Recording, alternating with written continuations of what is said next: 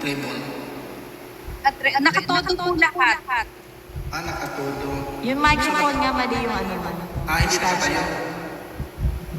Kasi yan, ang hirap pag nasa na yung mouth ng microphone. Hawakan mo, tapos itayo mo. Para po sa akin, no? Condenser mic to eh. Opo, hindi po siya pasakalin. Pwede rin sakalin. Para makita kung gaano siya katatag. Take ko po sakal na. Hindi, kasi ganito, Ellen, no? Wait, papakita ko sa'yo. Huwag ka magsalita, nag-echo tayo. Huwag niyo akong gagalitin.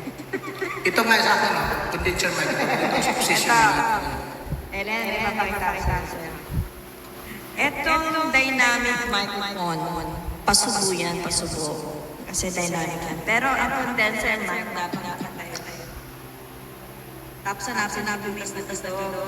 Yung dapat set ko sa ano.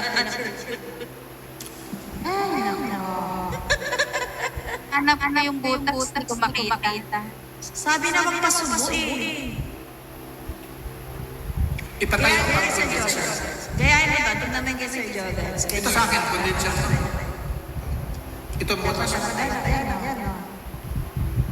May butas dito. Dito may butas. Huwag mong itapat yung...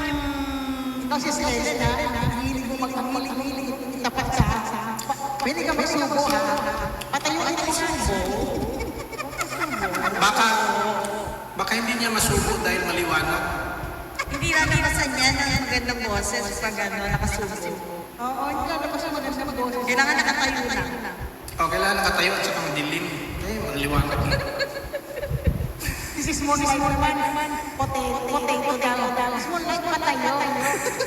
Patayo tapos hawakan mo sa gitna para maayos mo. Ganunin mo sa gitna. Maayos mo. Para may tayo.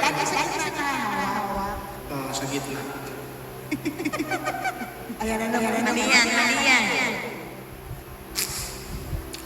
Kanina ko Adjust mo yung stance. Galing na mag-dorista. Yung parang kandila, parang katayo, parang kandila. O yung trick na direct. Yung tirik na lupay-pay. Ano pay? Di matigas. Hindi.